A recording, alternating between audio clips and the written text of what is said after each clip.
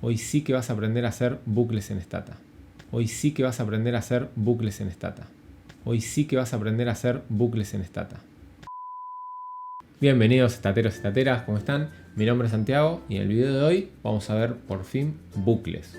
Aprender esto es por lejos lo que más va a hacer aumentar tu productividad o eficiencia a la hora de programar y por qué no también la elegancia con la que uno programa. Si este video te sirve, acordate de darle me gusta, comentar, compartirlo, activar las notificaciones y todo lo demás para ayudarme y también para que otras personas puedan ver el contenido. Y nada más, a estatear.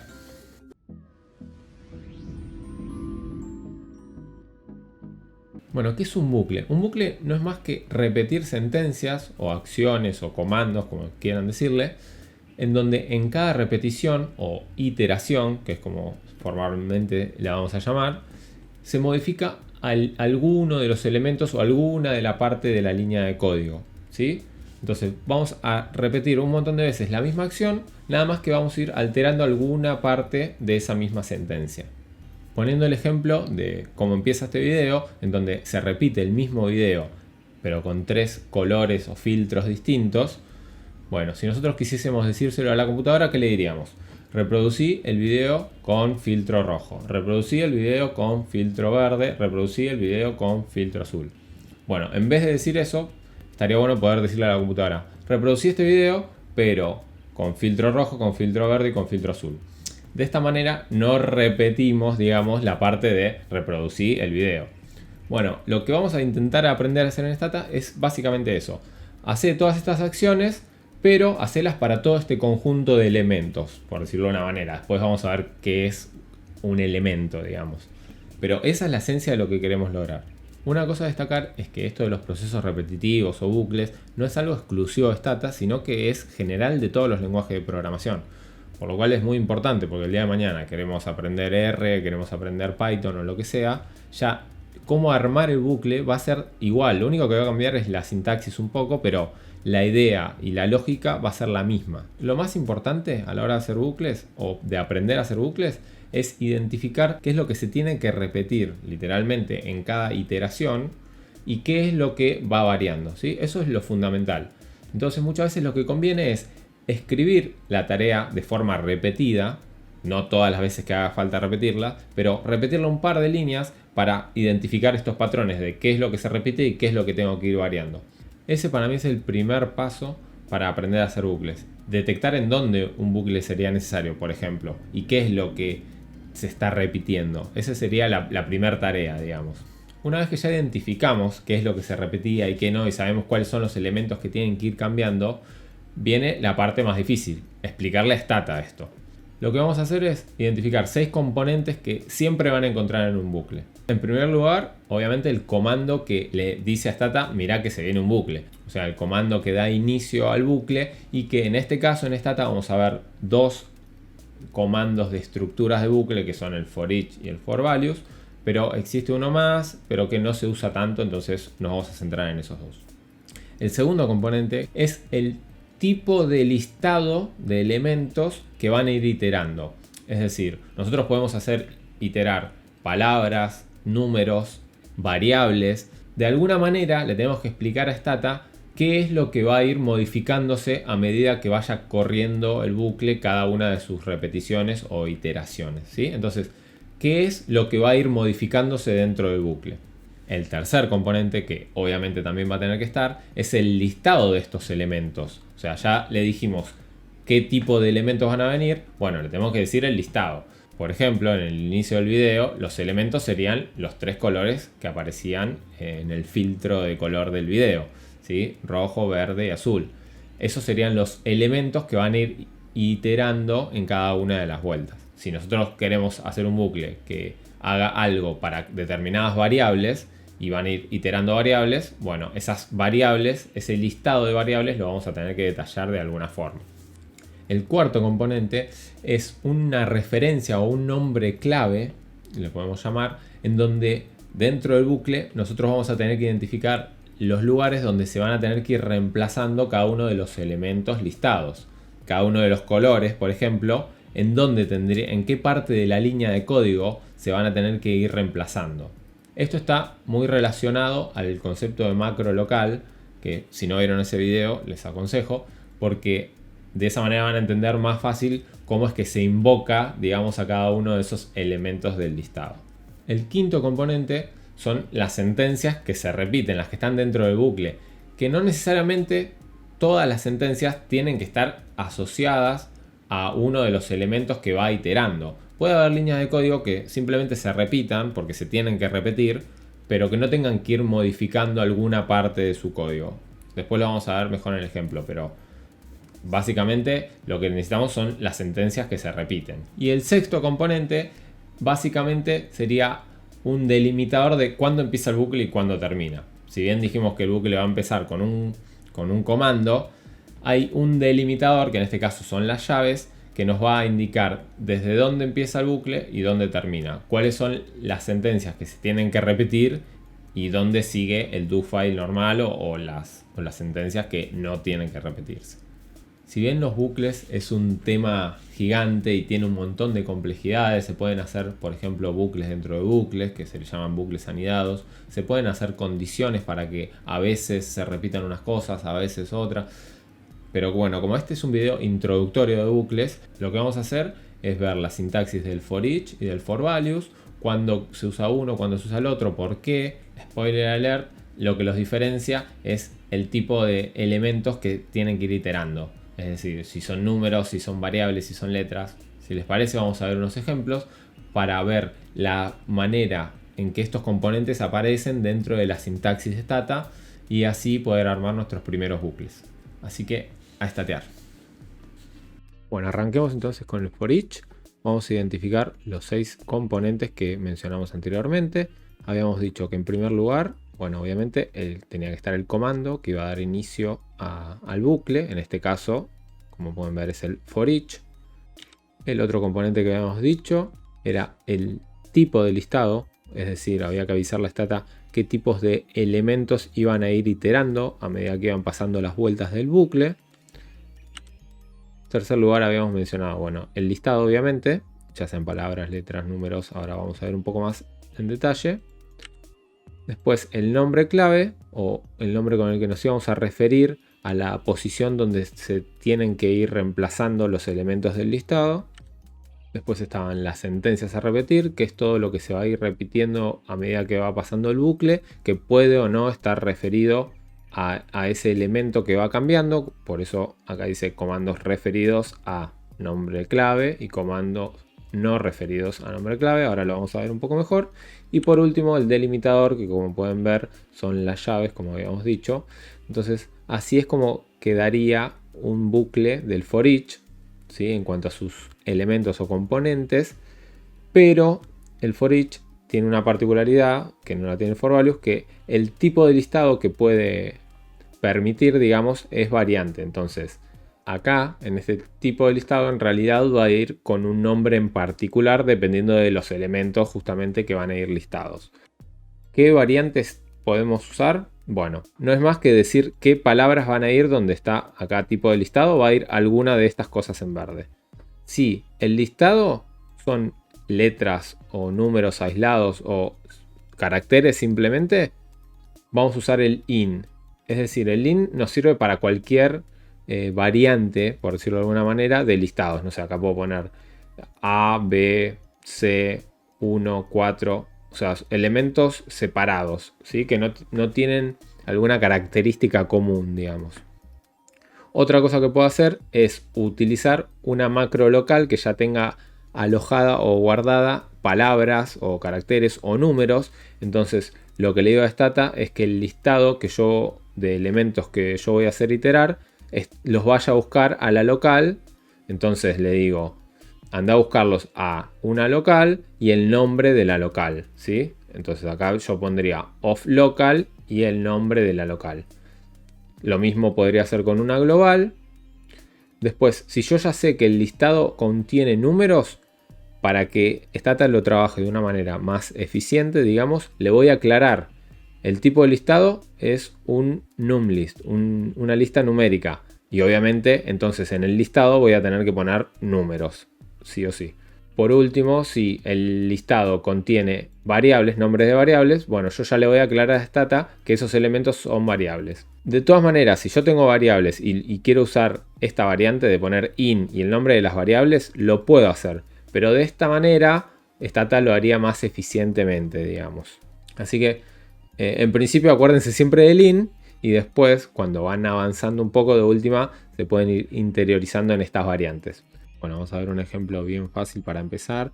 Supongamos que tenemos 5 variables que se llaman B1, B2, B3, B4 y B5. Y queremos hacer un tabulate de todas ellas.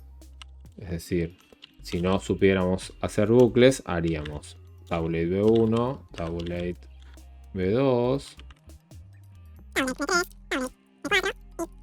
B5. Bueno, lo que queremos lograr con bucles es no tener que repetir la misma línea 5 veces, a diferencia de el nombre de la variable. Imagínense que esto fueran 100 variables. Bueno, ahí a medida que vamos agregando elementos se nota más la utilidad del bucle, digamos. Entonces, ¿cómo podemos hacer? Bueno, vamos a usar el for each. Vamos a ponerle un nombre clave al lugar de la línea en donde queremos que se vayan reemplazando los 5 nombres de variables. En este caso vamos a ponerle X. Vamos a describirle el tipo de listado, o sea, los elementos que son en este caso, variables. Entonces vamos a usar lo que dijimos que es para enumerar un listado de variables, que es of var list.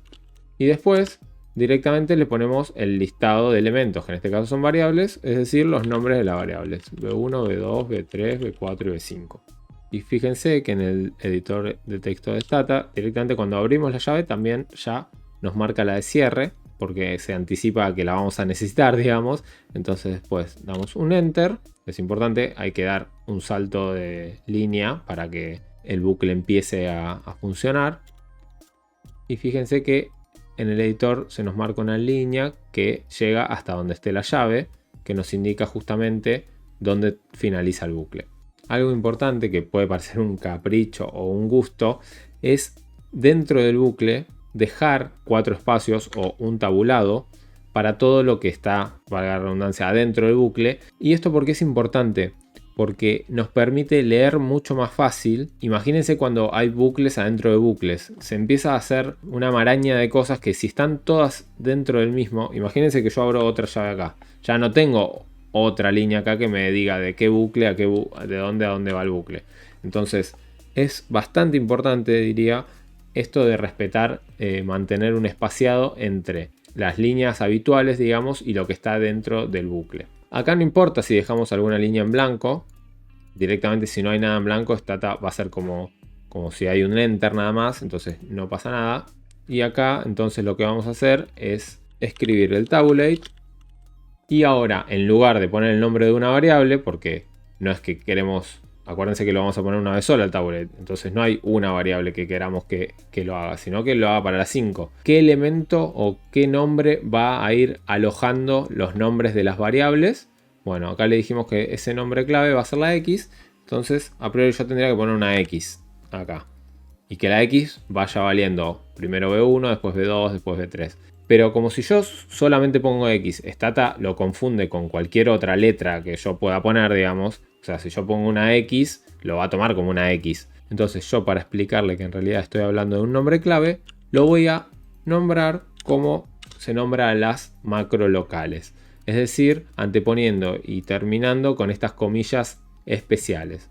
De esta forma, Stata, cuando ve que estoy poniendo X entre estas comillas, va a ir a buscar a macros, digamos, qué es lo que vale X. Por eso digo que es importante entender que son las macro locales, porque esto funciona como una macro local que es justamente local al bucle. O sea, esta macro X va a existir hasta que termine de ejecutarse el bucle, porque justamente es local, que era una de las características de las macro locales, que duran o perduran hasta que se termina el proceso en donde se definió, que en este caso es el bucle. Pero bueno, eso es algo más técnico. Lo importante es que al nombre clave lo vamos a referenciar con las comillas, como habíamos anticipado en la sintaxis. Bien, entonces, ¿cómo va a funcionar esto? Bueno, Stata va a empezar acá y va a decir, mira, acá hay un bucle que donde diga X voy a tener que ir reemplazando estos elementos. Bueno, arranco el bucle. Ahora, la primera vuelta, X va a valer B1. Entonces empieza y lee tabulate. Uy, acá hay una X. Lo reemplazo por lo que vale X. ¿Cuánto vale X? B1. Bueno, sigue leyendo. Llega hasta la llave y pregunta: ¿hay algún otro elemento que me haya quedado en el listado? Sí, todavía hay. Bueno, entonces ahora X va a valer lo que vale el segundo elemento, que es B2. Vuelve a entrar al bucle. Hace tabulate y ahora pregunta: ¿cuánto vale X? Ah, vale B2. Entonces lo reemplaza por B2. Entonces me va a estar haciendo esta segunda sentencia. Llega de nuevo a la llave, vuelve y pregunta: ¿todavía me quedó algún elemento? Sí. Bueno, entonces ahora X lo voy a reemplazar por ese elemento que va a ser B3. Bueno, y así va iterando. Y va a ir haciendo estas mismas 5 acciones que si las escribíamos por separado. Bueno, vamos a verlo en acción para que me crean que es lo mismo hacer esto que esto. Primero vamos a ejecutar acá. Obviamente yo ya tengo una base ficticia armada con los nombres de la variable, porque si no me tiraría error. Primero voy a correr estos 5. Acuérdense que tocando el botón acá ejecutamos solo lo que está seleccionando. Y fíjense que ahí me corrió tablet B1, tablet B2, tablet B3, B4, B5 y listo. Y terminó de correr el do while. Ahora, si corremos todo esto, que sería el bucle. Acuérdense, esto no importa, pero si quieren le sacamos los enter para que se vea mejor. Y lo corremos. Fíjense que hizo exactamente lo mismo. Nada más, fíjense, primero declara, digamos, todo lo que tiene el bucle. Y después, ¿qué diferencia pueden notar acá respecto a esto? Acá cada vez que ejecutábamos un comando, nos mostraba ese comando. Y después el output, que en este caso era la tabla. En cambio, cuando usamos bucles, no nos muestra todo lo que ejecuta dentro del bucle, ¿sí? Sí los output. Eso es algo importante a tener en cuenta porque a veces se hace un poquito más difícil encontrar algunos errores, pero bueno, eso lo vamos a ver más adelante. Pero lo importante es que me hizo el tabulado de las 5 variables, una después de la otra. O sea que fue exactamente lo mismo que haber hecho 5 sentencias, y acá en este caso hicimos, bueno, serían 3 líneas, pero en realidad lo escribimos una sola vez la sentencia del tabulate. Este mismo bucle lo podríamos haber hecho de otras maneras también. En lugar de aclararle que los elementos iban a ser variables, los que iban a iterar, podríamos haberle puesto directamente len, como les comentaba hoy, y hubiese funcionado de la misma manera, fíjense. Pero como les decía, es más correcto poner of parlist. Pero más allá de esto, que es solamente cómo elegimos el tipo de listado que le vamos a declarar a Stata, podríamos haber armado el bucle de otra manera. Si se fijan un poco en esto de identificar qué es lo que se repite y qué no se repite, no solamente se repite el tablet en estas 5 líneas, sino que se repite la letra B siempre. Literalmente lo que está cambiando es este número, el 1, el 2, el 3, el 4 y el 5. Entonces yo podría, en lugar de elegir como elementos que iteran estos, elegir los números. Y entonces, en lugar de que sea una lista de variables, le voy a decir una lista de números, ¿sí? NumList. También podré usar el in. Y en lugar, obviamente acá le tengo que poner números. Entonces va a ser el 1, el 2, el 3, el 4 y el 5. Ahora, si yo lo dejo tal como está, esta sentencia me va a hacer tabulate 1, tabulate 2. Yo lo que quiero es que haga tabulate B1. Tabulate B2, tabulate B3. Entonces acá directamente le agrego una B corta. Y recordemos que esto no es más que lo que va a ser reemplazado por cada uno de los elementos, que en este caso son los números, por lo cual me va a formar el nombre de la variable. Ah, perdón, me puse el num, es numList, ahí está. Entonces vamos a correr esto y fíjense que tengo exactamente el mismo resultado. ¿Sí? Entonces esto de los bucles en parte es un arte, digamos, el arte de detectar qué es lo que se repite y qué no, y cómo hago para ingeniármelas para repetir lo que yo quiero lograr, digamos. Vamos ahora al for values, que es bastante similar, pero la gran diferencia es para qué se usa.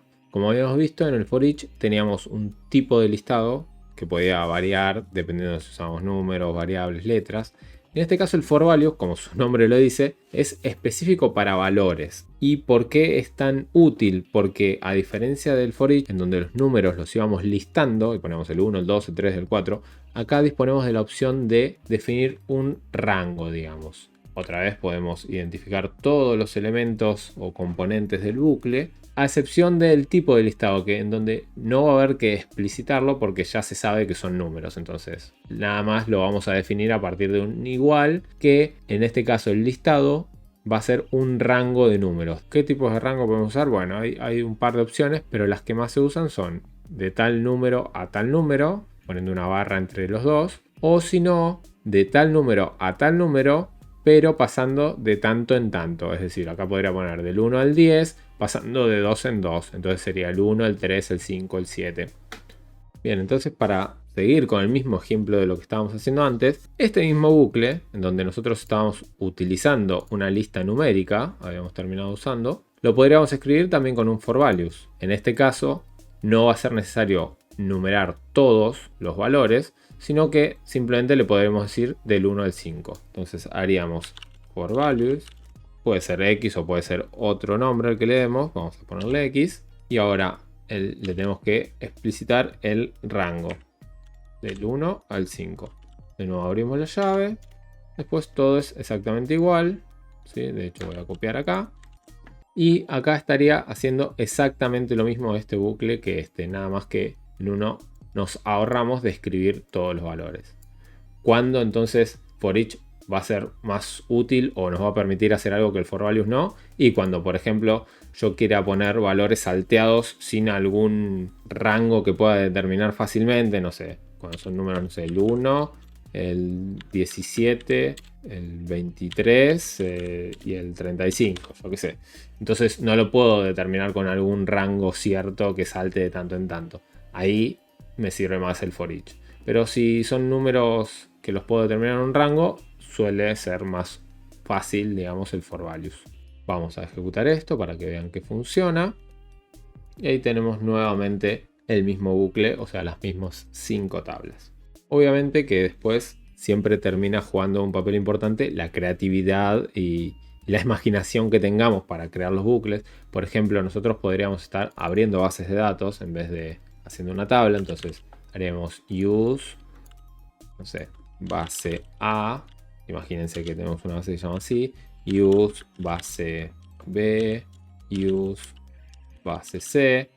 Entonces nosotros podríamos nuevamente con un for each, pero esta vez en lugar de un listado numérico que sea simplemente letras A, B y C, y podríamos abrir la base de datos. Obviamente que necesitaríamos la ruta, pero bueno, imaginemos que estamos parados en el lugar donde se encuentran los archivos y podríamos poner base, guión bajo.